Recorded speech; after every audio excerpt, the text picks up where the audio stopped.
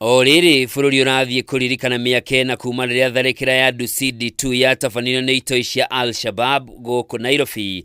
Fururi wa Amerika ni wanireire Mohammed Abdi Aden ta mwikuirwo munene wa tharikiro iyo iria yatigirie andu 22 makuite na ngikiheri mari na nguraro njuru.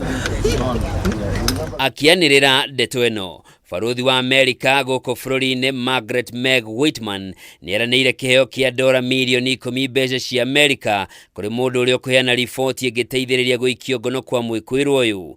Ici ni ciringi bilioni 1.2 mbeca cia Kenya kuringana na ucenjania wa mbeca kwa ihinda riri. Mohammed Abdi Aden, an Al-Shabaab leader, was part of the cell that planned the Dusit 2 hotel attack.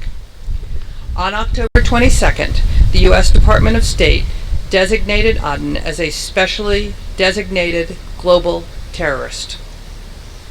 Today, I am announcing a reward of up to $10 million for information leading to the arrest or conviction in any country of Mohammed Abdi Aden and any other individual who committed, attempted, or conspired to commit or aided or abetted in the commission of the 2019 attack on the Dusit D2 hotel complex in Nairobi, Kenya. Meg urio kwaragia wabici-ini nene cia DCI ni athiete na mbere kuga thirikari ya Amerika no iguthie na mbere kunyitanira na honge cia ugitiri guku bururi-ini niguo kugacirithia haro ya kuhitana na itoi. Al-Shabaab's recent attacks along the Kenyan-Somalia border further demonstrate the need to deepen our efforts against terrorism.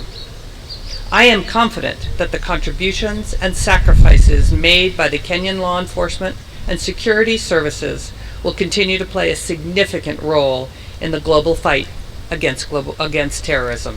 Niongereire kuga unyitaniri uria ukoretwo ho niguo ciongereire kunyiha gwa tharikira cia itoi guku bururi-ini.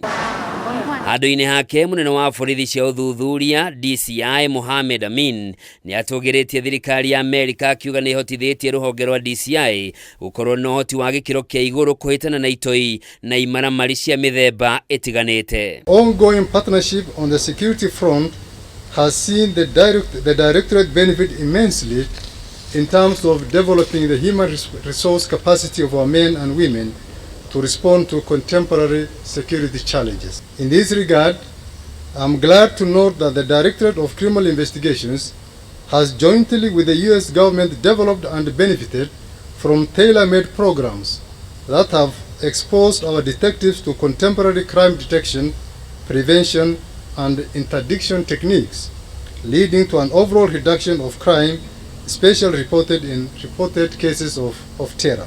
Tharikira ya Dusit yatafanirio tariki 15 mweri wa Januari mwaka wa 2019 kuri andu 22 makuire.